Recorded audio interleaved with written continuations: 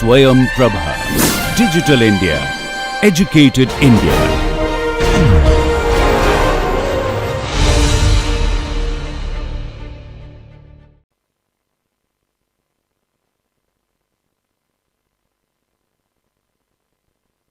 I have a pair of scissors and a small sheet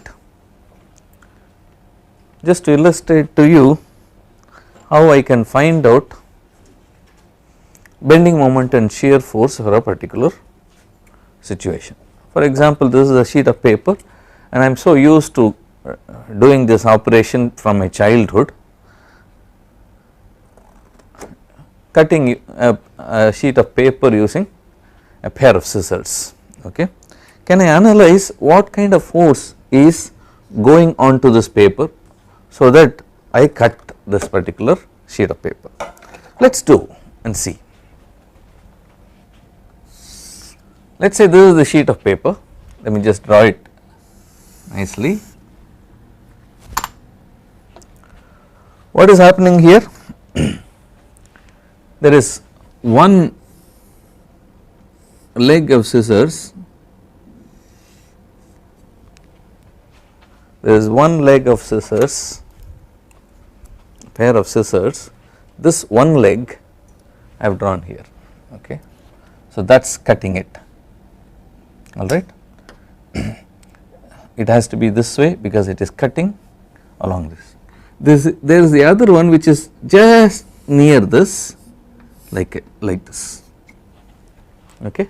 So that when I cut, I am applying force, equal and opposite force at these 2 points. That is not very difficult to understand. If I apply a load over here and the load over here, the two loads that appear on the paper are exactly one and the same. So essentially I am applying a force P here and a force P here, and I wish to use this set of forces in order to cut the sheet of paper. What is the distance between these two? Very small, some delta, alright. Let us just blow this up and see what kind of forces appear. So I have a P over here and a P over here, okay. There is a small delta that rotates it, okay. I am not showing that particular side of it.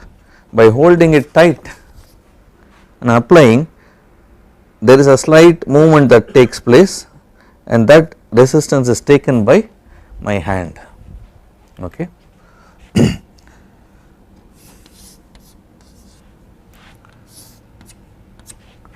If I draw the shear force for this, pretty simple, there is no force in between, there is a shear force equal to P here, constant over this delta region and goes to 0 at this region, alright. How about the bending moment diagram?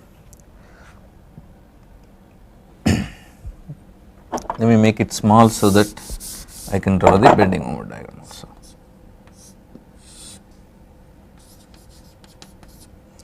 Bending moment diagram, if I take any particular point over here,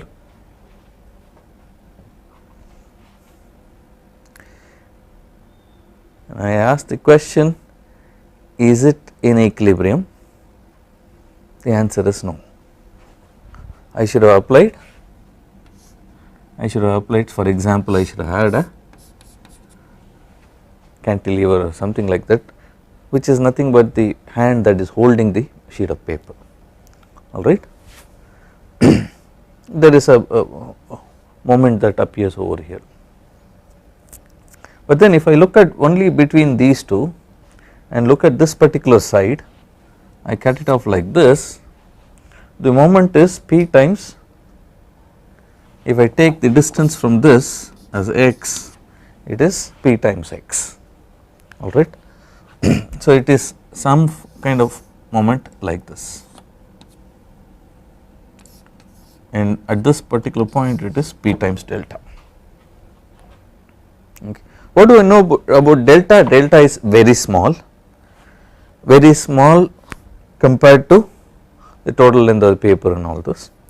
So, and therefore P delta will be very small, and therefore I can say this is roughly equal to 0. So, in this particular case of applying force using a pair of scissors, all I am doing is applying a shear force equal to the force that I have applied through my hand, okay, and therefore I have a situation of nearly pure shear force. So, I am applying a pure shear force on this, and that is enough to cut the paper, okay. As delta becomes smaller and smaller, the efficiency of this scissors will become better and better, okay. Now, there could also be a situation where you can have pure bending moment, okay, for whatever reason. I will give you one example of that. This is usually called either 2-point bending or 4-point bending. It is a situation like this.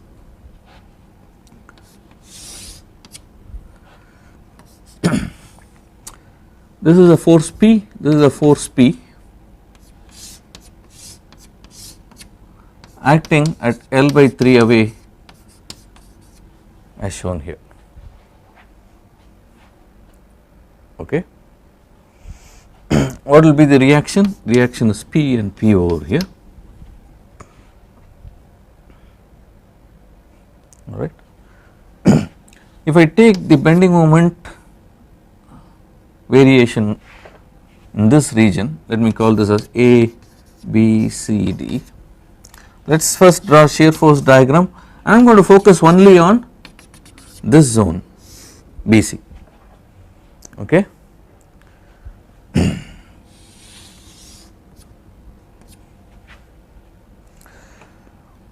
If you notice, there is a P over here like this, and then this is P, and I have to bring it down by P. This is negative, and it is going to be 0 over here, and I have a positive P shear, and it ends like this. So, I have a negative shear and a positive shear, but if you notice, in between you have a 0 shear situation.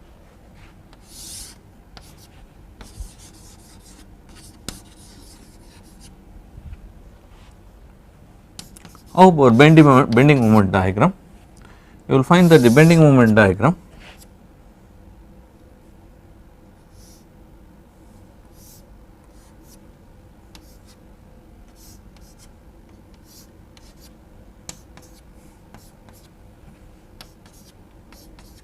can be written like I have just copied over here.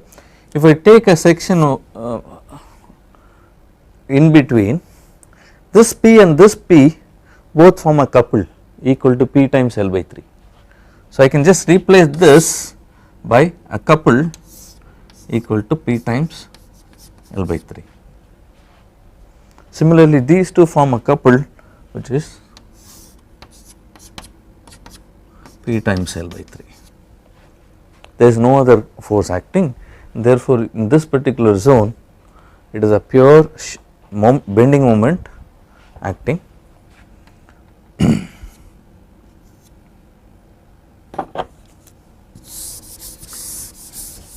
Just to make it clear here, you have like this, I am cutting close to C, close to B and C, and it reveals just pure bending moments equal to PL by 3 and PL by 3, and therefore, any other section here will be equal to PL by 3, and therefore, we have a constant moment within this zone BC, okay, which is a positive equal to PL